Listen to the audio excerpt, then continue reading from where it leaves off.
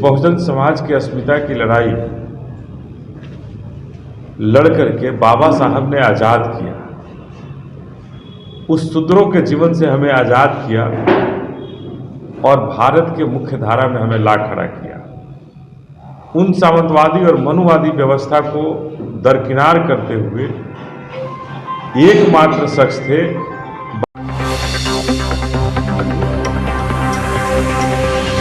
नमस्कार, आप देख रहे हैं पीटीएन न्यूज़ और मैं हूं आपके साथ प्रभाकर पांडे। जैसा कि आपको मैंने बताया कि संसद में अमित शाह जो कि केंद्रीय गृह मंत्री हैं, अमित शाह ने बयान दिया था और कहा था कि विपक्ष अंबेडकर कहना फैशन बना लिया है।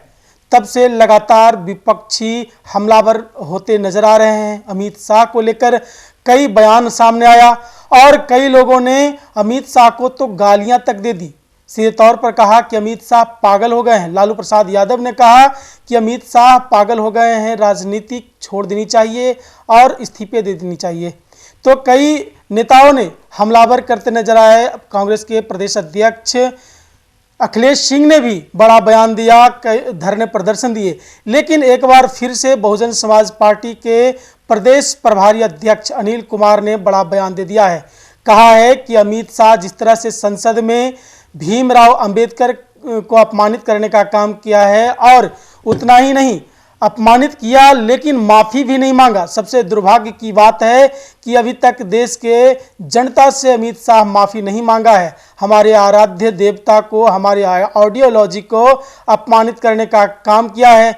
इसलिए अमित शाह को पूरे देश से माफ़ी मांगनी चाहिए। अमित शाह को गृह मंत्रालय मिल गया, इसका मतलब ये नहीं है कि अमित शाह इस देश का सर्वोपरि है और सिर्फ सिंगल व्यक्ति है। इस तरह की बातें कहते नजर आ रहे हैं बहुजन समाज पार्टी के प्रदेश प्रभारी अध्यक्ष अनिल कुमार।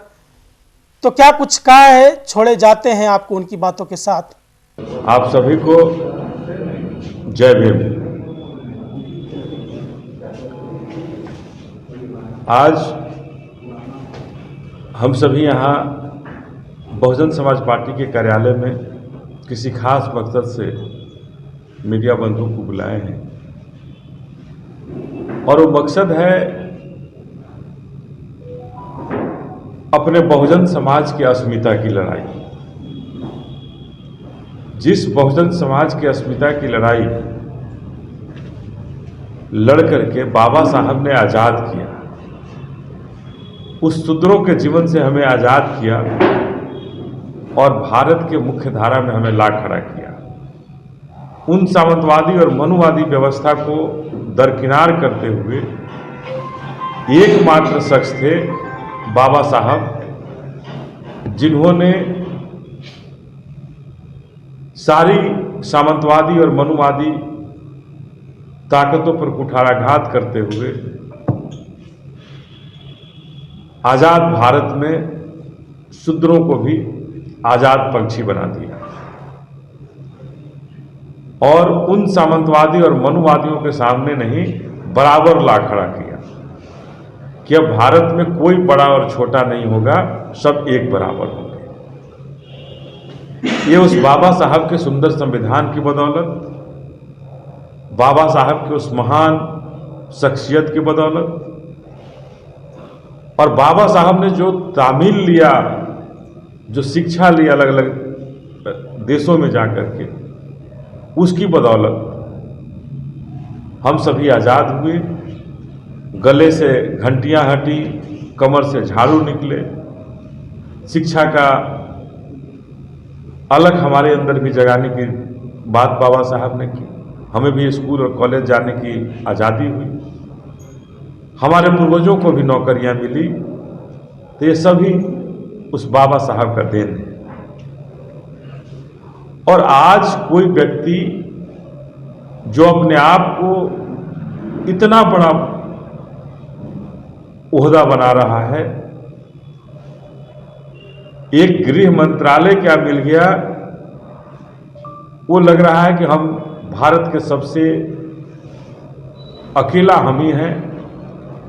भारत का कोई इतिहास नहीं था, भारत का इतिहास इस मोदी सरकार से है और उसके पहले भारत आज़ाद नहीं था। हम यही कहना चाहते हैं कि जिस तरह से हमारे भगवान की, हमारे आराध्य की, हमारे आइडियोलॉजी की के साथ इस मोदी सरकार में, इस लोकसभा में जिस तरह का व्यवहार किया गया, जिस तरह का वार्ता हमारे आइडियोलॉजी, हमारे आराध्य के साथ कहा गया, अम्बेडकर अम्बेडकर अम्बेडकर, ये बड़ा ही भारत के इतिहास में दुर्भाग्यपूर्ण रहा है। और उससे भी बड़ा दुर्भाग्यपूर्ण है भारतीय जनता पार्टी का आज तक उस पर माफी नहीं मांगी। भारतीय जनता पार्टी की तरफ से आज तक उस पर माफी नहीं मांगा जाना उससे भी बड़ा दुर्भाग्यपूर्ण है कि इतनी बड़ी शख्सियत जो हर विवादों से ऊपर रहा और उसके अनुयायी इतने हैं भारत में, उसको मानने वाले इतने हैं भारत में कि हो सकता है, मैं किसी भगवान के बारे में अब सब नहीं करना चाहता हूं, किसी के खिलाफात नहीं करना चाहता हूं, लेकिन मैं इतना जरूर दावे के साथ कहना चाहता हूं और कहता हूं कि जितना श्री राम के आराध्य होंगे, जितना श्री राम को भगवान मानने वाले लोग होंगे, उससे ज्यादा भगवान बाबा साहब को मानने वाले लोग होंगे, जिनको सबने देखा है, जिनके बारे में जाना है कि बाबा साहब ने सारी रास्ते हमारे लिए। तो काल्पनिक नहीं है हमारे बाबा साहब। हमारे बाबा साहब यहाँ रह करके, उन्हें भी इन सामंतवादी और मनुवादी व्यवस्था ने स्कूल और कॉलेज जाने से रोका, स्कूल के अंदर नहीं बैठने दिया, लेकिन स्कूल के बाहर रह करके पढ़ करके उन्होंने एक ऐसा लाइन खींच दिया कि पूरे शूद्र, भारतवर्ष के पूरे शूद्र आजाद हो गए। और आज यही बात आरएसएस और आरएसएस को मानने वाले लोगों को नागवार गुजर, और कहीं ना कहीं यही कारण है कि इस तरह की ओछी टिप्पणी करके हमारे बाबा साहब को और बाबा साहब के अनुयायियों को अपमानित करने का काम ये भारतीय जनता पार्टी की सरकार और भारतीय जनता पार्टी की सरकार में बैठे लोग कर रहे हैं।